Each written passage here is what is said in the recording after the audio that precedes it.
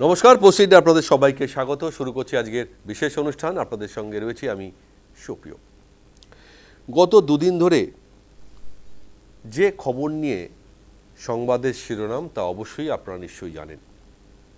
হালি শহরে একজন তৃণমূল কর্মী পুলিশ লকআপে মৃত্যু বা পুলিশ কাস্টাডিতে মৃত্যু, যার নাম বিরজু কেউট। তার স্ত্রী সেখানকার হালি শহরের পৌরসভার কাউন্সিলর জেনি শর্মা, তার স্বামী বিরজু কেউট।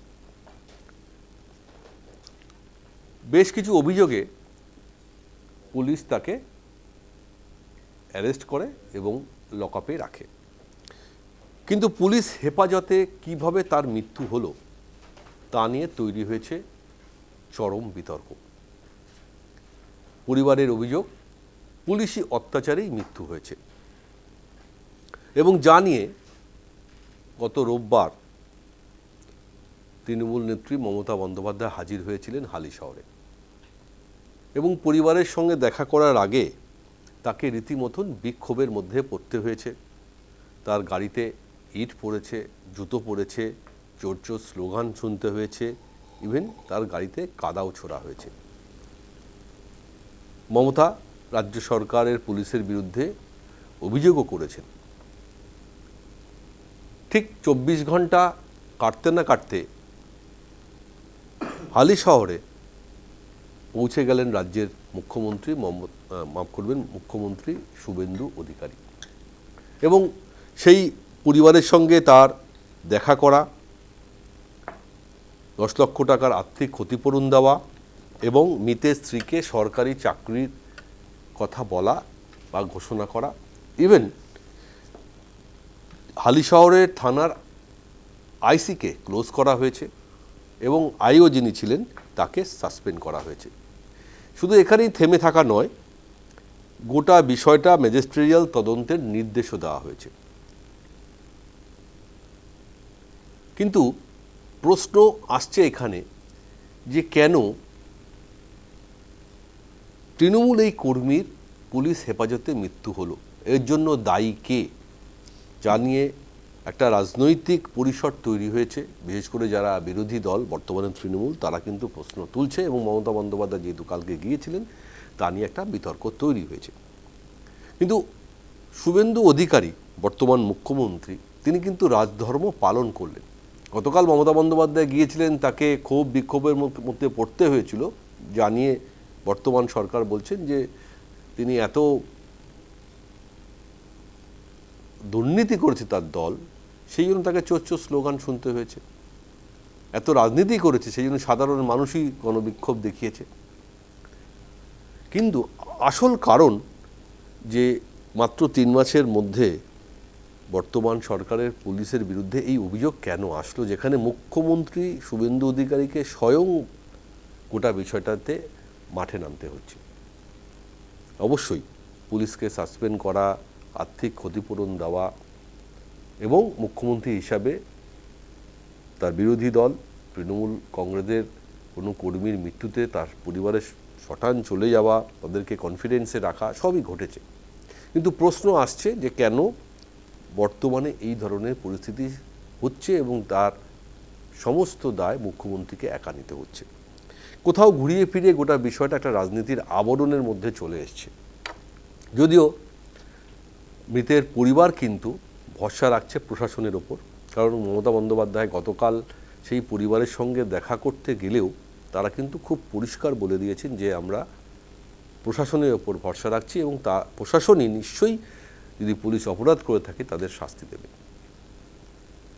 আর আজ সে কথাই শুভেন্দু অধিকারী বলার চেষ্টা করেছেন এবং যারা যারা এই ঘটনার সঙ্গে যুক্ত তাদেরকে শোকজ বা ক্লোজ করা হয়েছে বা সাসপেন্ড করা হয়েছে। তাই শুরুতে এই ঘটনা নিয়ে আমরা আলোচনা করব, কিন্তু এই ঘটনার পরিপ্রেক্ষিতে একটা খুব গুরুত্বপূর্ণ বক্তব্য আজকে অভিষেক বন্দ্যোপাধ্যায় বলেছেন পার্লামেন্ট থেকে বেরিয়ে, যে শুভেন্দুকে শুধুমাত্র দোষ দিয়ে লাভ নেই। এই ধরনের ঘটনার পিছনে, অর্থাৎ মমতা বন্দ্যোপাধ্যায়কে গতকাল যারা হ্যারাস করেছে, সেই ঘটনার সঙ্গে দেশের স্বরাষ্ট্রমন্ত্রী, প্রধানমন্ত্রীও যুক্ত। খুব ইঙ্গিতপূর্ণ বক্তব্য। কেন তিনি বললেন সেটাও আমরা আলোচনা করব। তবে তার আগে আজকের দিনের প্রতিবেদন আমরা একবার দেখব, তারপর আলোচনা শুরু করব। দেখুন।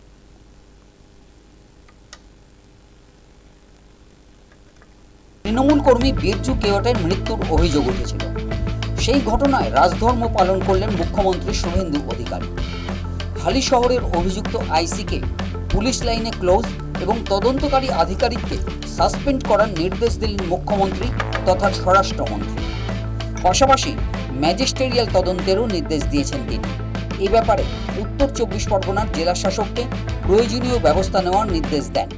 যেমন তিনি পুলিশ মন্ত্রী, পুলিশের প্রতি স্টেপ নিলেন, যারা যারা অন্যায় করেছে যদি করে থাকেন তার দৃষ্টান্তমূলক শাস্তি তিনি যেমন ব্যবস্থা করবেন, এবং তিনি যে আরও যেটা ক্লোজ করলেন, পুলিশদের সাসপেন্ড করলেন, সমস্ত নিয়ম মেনে যা যা করা সেটা কিন্তু করলেন।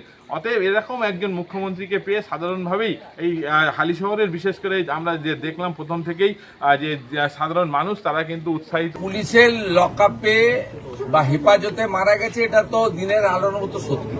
কতটা শারীরিক অত্যাচারে মারা গেছে বা কিভাবে মারা গেছে এটা আমি বা ডিজিপি সাহেব বলতে পারবো না।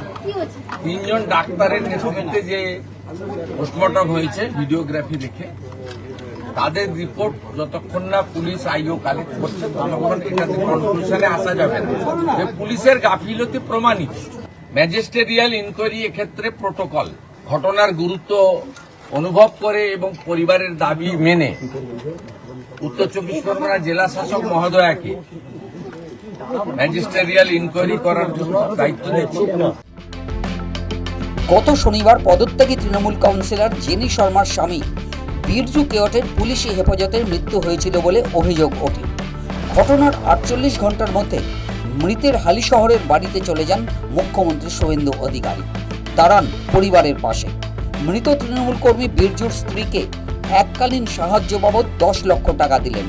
পাশাপাশি তাকে আপাতত নবান্নে মুখ্যমন্ত্রীর অ্যাটেন্ডেন্ট হিসেবে চাকরিও দিলেন।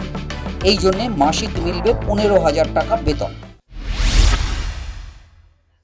পরিবারকে আমি হোম মিনিস্টার, বছরে 3টে অ্যাটেন্ডেন্ট পাই। আমি ও স্ত্রীকে আমার অ্যাটেন্ডেন্ট হিসেবে চাকরি দিলাম। উনি শোক কাটিয়ে ওঠার পরে লোকাল থানার সঙ্গে অ্যাটাচ থাকবেন এবং 12 মাস 15,000 টাকা করে এরা পায় অ্যাটেন্ডেন্ট। 12 মাস কমপ্লিট হলে গ্রুপ ডিতে পার্মানেন্ট হয়ে যায়, কারণ বাকি চাকরি তো পরীক্ষা দিয়ে হয়, আমরা তো ভাবে চাকরি দিতে পারি না। She agreed. ওরা আমাদের কাছে অর্থ চাইনি, কিন্তু আমি চিফ মিনিস্টার রিলিফ ফান্ড থেকে 10 লক্ষ টাকার একটি চেক ওনার মিসেসকে দিয়েছি। যেটা আপনাকে নিতে হবে না, আপনাকে একটা চাকরি, ছোট চাকরি হলেও দিলাম আমরা। 2টো বাচ্চার নামে আপনি এমআই করে দেন, পড়াশোনাটা দেখতে হবে। রবিবারই নিহত তৃণমূল কর্মীর বাড়িতে গিয়েছিলেন রাজ্যের প্রাক্তন মুখ্যমন্ত্রী মমতা বন্দ্যোপাধ্যায়। তবে নিহতের বাড়ির ভেতরে ঢুকতে পারেননি তিনি। দেখা হয়নি বীরজুর পদত্যাগী কাউন্সিলর স্ত্রীর সঙ্গেও। কথা হয় নিহতের দাদার সঙ্গে। প্রাক্তন মুখ্যমন্ত্রী সহযোগিতার আশ্বাস দেন নিহতের দাদাকে।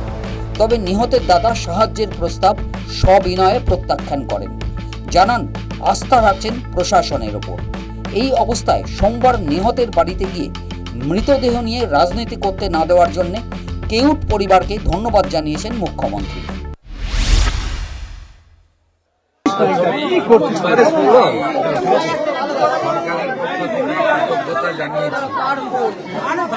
তারা এই মৃত্যুকে নিয়ে রাজনীতি করার আমি মুখ্যমন্ত্রীকে এটাই বললাম, যারা আমার হাজবেন্ডকে হালিশহর থানায় যে পুলিশ ছিলেন, পিসিওসি, আইসি বা টেবিল ছিলেন, তো তাদের তত্ত্বাবধানেই আমার হাজবেন্ডকে রাতে যে অতিরিক্ত মারা হয়েছে, তার কান থেকে রক্ত, তার পশ্চাতে এমন মেরেছে পুরো রক্ত জমে গেছে, পেরেক দিয়ে তার পায়ে মেরেছে। আমি আগের দিন রাত 10টার সময় ওর সঙ্গে দেখা করে এসেছি, পুরো সুস্থ ছিল। তাকে এমন মেরেছে সে রাত্রিবেলায় মারা যায় এবং হসপিটালে তাকে ফেলে রেখে আসা হয়। আমাদের কোনো ইনফরমেশন দেয়নি। আমরা তার বিচার চাই। এদিকে নিহতের পরিবারকে ক্ষতিপূরণ ও চাকরি নিয়ে মুখ্যমন্ত্রীকে একহাত নিয়েছেন কালীঘাটপন্থী তৃণমূল। মমতা ব্যানার্জি সরকার যখন কম্পেনসেশন দিত 10 লক্ষ টাকা, 5 লক্ষ টাকা, তখন তো বলতো দান করছে, সবাইকে কিনছে। এটাই তো শুভেন্দু অধিকারী ও বিরোধী দলনেতা হিসেবে বলেছেন। আজ কেন 10 লক্ষ টাকা দিতে হচ্ছে? আর ভিকটিমকে একদম নিজের কাছে চাকরিতে রাখলেন কেন? ভিকটিমকে কেনার জন্য? রাজনৈতিক মহল মনে করছে, ক্ষমতায় আসার দিন থেকেই বঙ্গ বিজেপি নেতৃত্ব বারংবার বলেছিল সরকার নির্দিষ্ট কোনো দলের হবে না, দলের ঊর্ধ্বে উঠে পশ্চিমবঙ্গ সরকার হয়ে উঠবে। নিহত তৃণমূল কর্মীর পরিবারের পাশে দাঁড়ানোর সঙ্গে সঙ্গে যেভাবে অভিযুক্ত পুলিশ আধিকারিকের বিরুদ্ধে ব্যবস্থা নিলেন মুখ্যমন্ত্রী, তাতে প্রকৃতার্থে রাজ্যের মানুষের হয়ে উঠেছে শুভেন্দু অধিকারীর সরকার। News time. একদম মুখ্যমন্ত্রীর যে ঘোষণা, মৃতের পরিবারকে 10 লক্ষ টাকার আর্থিক ক্ষতিপূরণ, পাশাপাশি তার স্ত্রীকে সরকারি চাকরি ঘোষণা করা কথা বলেছেন, যা নিয়ে অবশ্যই তৃণমূলের তরফ থেকে প্রতিবাদ এসছে। কিন্তু এই মুহূর্তে কেউ তো পাশে থাকলো, রাজ্য সরকার তো পাশে থাকলো, এটা তো খুব জরুরি। সেটা আর্থিক অনুদান হোক বা তার স্ত্রীর চাকরি এবং তার পরিবারে যারা বাচ্চা বা পরিবারে রয়েছেন তাকে তো দেখতে হবে কোথাও না কোথাও। সুতরাং মুখ্যমন্ত্রীর এই কাজ নিয়ে যতই রাজনৈতিক সমালোচনা হোক, কিন্তু মানবিক দিক থেকে তিনি কিন্তু সেটা প্রয়োজন মনে করেছেন বলেই করেছেন। অবভিয়াসলি এর মধ্যে রাজনৈতিক বিতর্ক অবশ্যই আছে।